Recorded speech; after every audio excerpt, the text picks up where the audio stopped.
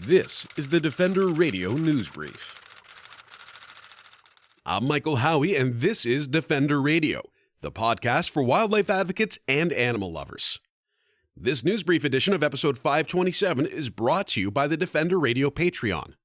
Support the show and keep new episodes coming with as little as $1 per month at patreon.com/defenderradio. A full version of the following interview will be released later this week at thefurbears.com, the iTunes Store, or anywhere else you listen to podcasts. A hint of anger or disgust can be heard when conversation turns to wolves and coyotes in some communities, particularly those where managing livestock pays the bills. A long-held belief in many regions of the world, including many parts of Canada, is that eliminating these predators will protect livestock. Though numerous studies show that bounties or culls are ineffective at this, the practice remains in place. Dr. Gilbert Proulx of Alpha Wildlife Management, along with Sadie Parr of Wolf Awareness Incorporated, wanted to test some of the beliefs surrounding cattle and wild canids. In their paper, Is Livestock an Important Food Resource for Coyotes and Wolves in Central Eastern Alberta Counties with Predator Control Bounties? The duo tested 3 hypotheses based on assertations that support bounties. The results showed, simply, that cattle isn't an important food resource, and that a bounty made no difference in the amount of cattle consumed by coyotes and wolves. The result also led to the recommendation that the bounties be discontinued.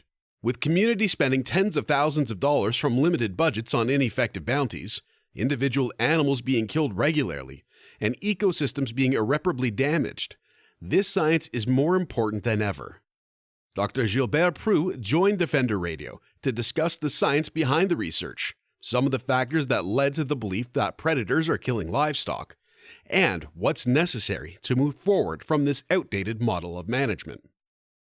We're frequently told that management in these models is science-based, and advocates need to remove emotion. But Dr. Proulx knows that the science isn't always driving the decision-making. Control, or let's say the killing of the wolves and the coyotes, still goes on. And it just shows that scientific evidence is not always the only marble that is being used here by politicians to make their decisions. There is a lot of lobbyists and a lot of personal agendas coming into the picture. The terminology in the paper regarding coyotes and wolves that consumed livestock is very specific, never indicating that the predators actually killed what they consumed. Dr. Proulx explains that this is quite intentional.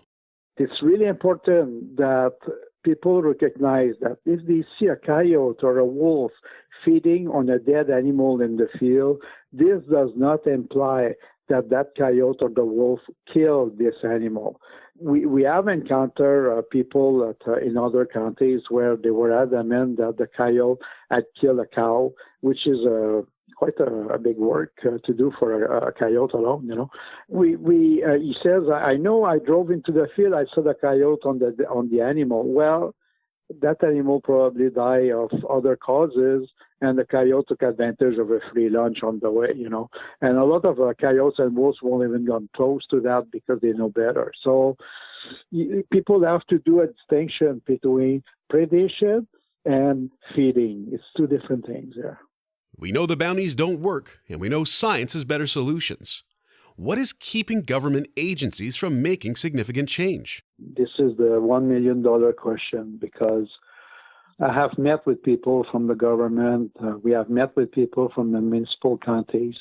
We have met fieldmen from those counties or others that were against bounties, and yet the bounties are still going on. So the bottom line truly is coyotes and wolves do not vote, and farmers do. You can read the full paper at researchgate.net. It's also linked in this week's show notes. That's it for now, folks. Remember that the in-depth interview will be released later this week, so subscribe on iTunes or your preferred podcast app to get notifications of new episodes. You can also sign up to receive email updates at thefurbears.com/updates.